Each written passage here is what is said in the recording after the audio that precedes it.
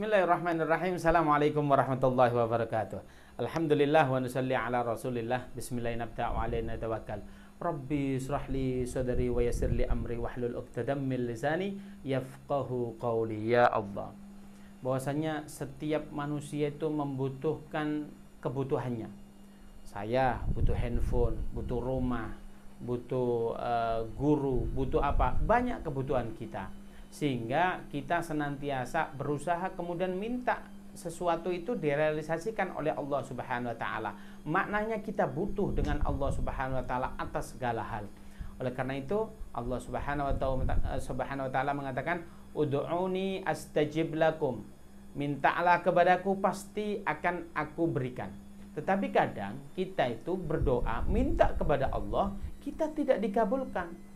Lalu ini apa? What's wrong is it? Ada apa yang salah? Kalau Allah mengatakan minta, oh pasti akan kuberi, tapi kita kok nggak diberi-beri? Ternyata ada 4 hal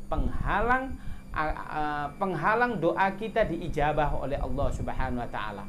Ada beberapa hal kalau kita doa tidak bisa nyampe kepada kita. Lalu 4 hal ini apa? Yang pertama, masyrubatuhu haram. Yang diminum haram. Kita bahas dulu nih. Haram itu adalah sesuatu yang dilarang oleh Allah Subhanahu wa taala. Kalau halal, sesuatu yang dibolehkan oleh Allah Subhanahu wa taala untuk kita konsumsi. Kita memakan sesuatu, kita membahasnya halal haram tentang makanan. Oleh karena itu apa? Makanlah apa yang dibolehkan oleh Rasulullah. Jangan sekali-kali makan dan minum sesuatu yang dilarang oleh Rasulullah dan Allah Subhanahu wa taala. Lalu kalau seseorang pernah meminum sesuatunya itu haram, maka menjadikan doanya itu tertahan. Allah tidak mau mengabulkan hal itu. Kita lihat. Apa sih sesuatu yang haram? Yaitu kata Allah Subhanahu wa taala di dalam Al-Qur'an apa? Yaitu khamr. Khamr itu apa? Kalau zaman sekarang bir. Bir itu menjadikan haram. Sehingga apa? Jangan sampai kita minum minuman yang dilarang oleh Allah. Oh ini ndak kok. Ini birnya cuma 3% saja. Haram.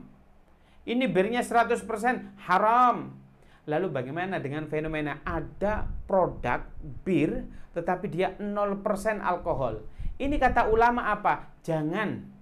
Itu mendekati haram. Karena apa? Kalau kita sudah meminum dari brand tersebut, maka brand tersebut yang konotasinya menjual sesuatu yang haram, jangan didekati.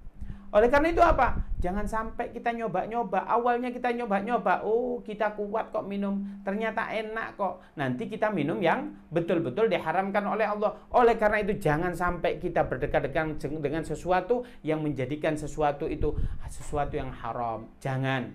Oleh karena itu apa? Yang pertama, minuman kalau dilarang oleh Allah itu haram, jangan sampai diminum. Apakah cuman bir saja yang kita menjadikan itu yang dilarang oleh Allah? Ternyata tidak. Ada sesuatu yang memabukkan, itu juga menjadi haram. Apa? Kita ambil contoh. Sesuatu yang tadinya halal, diproses bisa menjadi haram. Apa? Kita ambil contoh anggur. Anggur ini diperas. Anggur halal atau tidak? Halal. Diperas. Kemudian apa? Difragmentasi menjadi sebuah cairan yang mana cairannya itu memabukkan. Haram. Tadinya halal, ada proses, maka proses ini menjadikan sesuatu yang memabukkan. Haram. Kita ambil contoh, teman-teman tahu ya yang dikatakan badek. Badek itu airnya tape. Airnya tape ketan hitam, biasanya begitu. Kalau ini diminum seger, tatkala kita minum biasa tidak haram. Tetapi kalau itu melalui proses, entah itu di prosesnya fragmentasinya ditahan begitu ya sampai berbulan-bulan atau yang 1 tahun sehingga nanti diminum sehingga kita bisa nge-fly begitu, maka itu dikatakan haram. Banyak minuman yang tadinya halal kalau begitu juga haram. Minuman yang haram sesungguhnya ada 2 macam. Yang pertama dati, yang kedua maknawi. Dati, secara dati itu bagaimana? Ya datnya memang haram dikatakan oleh Rasulullah atau Allah Subhanahu wa taala di dalam Al-Qur'an. Maknawi ini bagaimana? Cara mendapatkannya. tadinya minuman itu halal, kalau cara mendapatkannya tidak halal, maka jadi haram. Kita ambil contoh. Es teler itu kan enak. Bahan-bahannya kita ketahui bersama halal. Tapi kalau kita ke toko atau ke restoran, kita makan es teler, sehabis pesen, kita langsung lari nggak bayar ngemplang, itu juga jadi haram. Oleh itu nggak boleh orang minum sesuatu minumannya ngentit, ngotil begitu ya, ke supermarket kita ambil tapi nggak bayar. Sukses kita kayak lega banget ini, saya tadi habis ngambil teh apa begitu, ternyata nggak bayar, bangga, yaitu haram, nggak boleh. Maka kalau kita memakan sesuatu, meminum sesuatu, pastikan terhindar dari hal halal, halal secara dzati, halal secara maknawi. Apalagi minuman haram, minuman bir. Kita beli bir tapi kita ngutil, itu haramnya kuadrat itu. Sudah haram lagi cara mendapatkannya. Itu haram luar biasa. Lalu apa sih yang menghalangi doa kita yang kedua? Apa? Mat'amuhu haram, makanannya haram. Kalau makanan yang kita konsumsi itu haram, maka terhalanglah istijabatid doa. Terhalang doa kita itu tidak diijabah oleh Allah Subhanahu wa taala. Itu bagaimana makanan haram? Sama dengan yang dikatakan tadi pembahasan kita, yaitu terbagi menjadi dua. Yang pertama dzati, yang kedua maknawi. Dzati, zatnya memang haram. Kita ambil contoh. Ada namanya makhluk Allah, hewan, itu ada yang halal, ada yang haram. Kita ambil contoh yang haram. Babi, haram. Anjing, kita sate, haram. Maknanya kalau zatnya ini, sampai di fikih itu dibahas. Kalau ada, seandainya mohon maaf ini, babi kawin dengan kambing, kambingnya bisa jadi haram. Anjing nikah sama ayam, maka ayamnya menjadi haram. Maka perpaduan atau yang dilahirkan dari situ, maka semuanya haram. Oleh karena itu jangan sampai produk turunan apapun yang mengandung unsur ini dari dua makhluk ini jangan dimakan. Seandainya kita beli nasi goreng ternyata pakai campuran minyaknya minyak babi, maka nasi gorengnya bisa jadi haram. Jadi bukan hanya nyata-nyata kita makan daging babi, saya enggak kok kalau makan daging babi, saya enggak kok kalau makan daging anjing. Tapi apa? Saya makan nasi goreng campuran dengan minyak babi, maka itu haram. Oleh karena itu kewajiban kita dalam mencari bagaimana legalitas sebuah produk, apakah produk ini ada sertifikasi halal atau tidak, itu penting. Alhamdulillah kalau di Indonesia ini sertifikasi halalnya sudah di-screening oleh Majelis Ulama Indonesia. Alhamdulillah. Sehingga kalau ada produk tidak ada tulisan label halalnya, maka jangan sekali-kali kita makan. Kita tidak tahu ingredientnya, kita tidak tahu apa saja di dalamnya, maka jangan sampai kita makan. Jangan-jangan dicampuri, nama minyaknya itu terbuat dari babi, tapi tulisannya tidak minyak babi. Bagaimana kita konsumsi? Haram. Maka oleh karena itu kalau ke supermarket, minimarket, jangan sampai kita mengkonsumsi sesuatu yang tidak ada labelnya halal. Baik. Halal itu yang pertama dzati. Yang kedua maknawi. Oh, saya makan nasi goreng minyaknya apa? Minyaknya ini sesuatu yang halal, semua halal. Tapi kita nyuri, nggak bayar, ya haram. Bahkan ini ya ikhwan, sering kali kita mendapatkan makanan seolah-olah halal, tapi ini haram. Apa? Kalau ada orang hajatan, ini orang hajatan nih, di kampung-kampung gitu. Kalau kita nggak diundang, tiba-tiba datang kita makan di situ, itu nggak boleh, itu haram. Karena apa? Orang yang hajatan barangkali menyiapkan makanan secukupnya saja. Tiba-tiba kita datang, makan paling banyak begitu. Ngabisin makanan, ini di luar jatah, maka itu menjadikan haram. Caranya nggak benar begitu.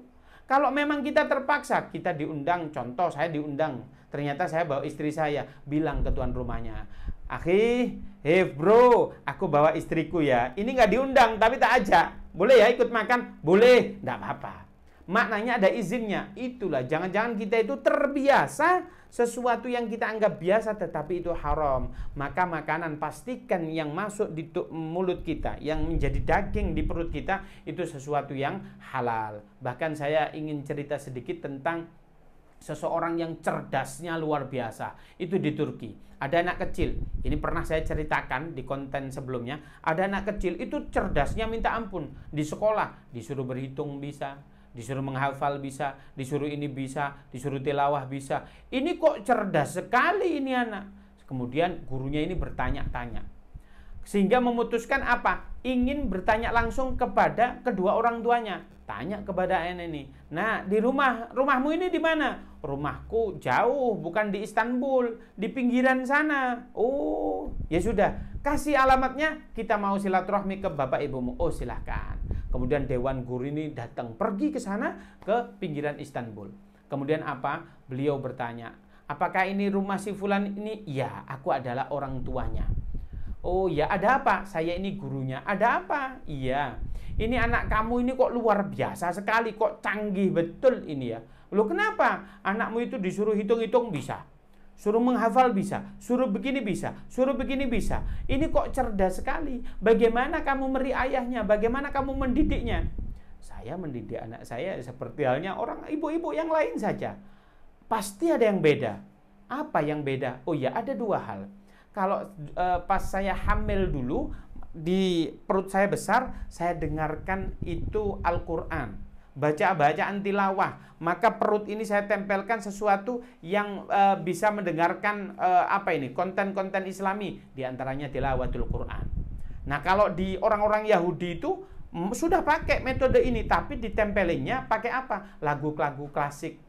Tapi kalau kita apa? Tilawatul Quran. Sehingga di sini janin masih di dalam perut ini saja sudah mendengarkan muradul Quran, tilawatul Quran. Sehingga apa? Anaknya cerdasnya luar biasa. Yang kedua apa yang dilakukan? Saya ini tatkala hamil tidak pernah lepas wudu. Saya batal wudu, kemudian sholat ba'dal wudu. Kemudian apa? Saya senantiasa bersolawat kepada baginda Nabi Muhammad SAW. Nih, ibu-ibu nih yang lagi hamil, ini ijazah betul ini. Maka kalau ini sering-sering dengar tilawatul Quran, jangan hamil. Ternyata hamil mendengarkan lagu yang tidak disukai oleh Allah. Apa? Lagu yang mengajak kita bermaksiat kepada Allah. Ada nggak lagunya? Ada. Jangan disebut, nanti bisa viral, begitu ya. Nah, ini apa? Wah, ini nggak boleh. Ngajak orang bermaksiat, ngajak orang berzina dan lain sebagainya. Kalau ini tilawah kita taruh sini, anak Anda akan cerdas. Yang kedua, jaga wudhu kita. Sholat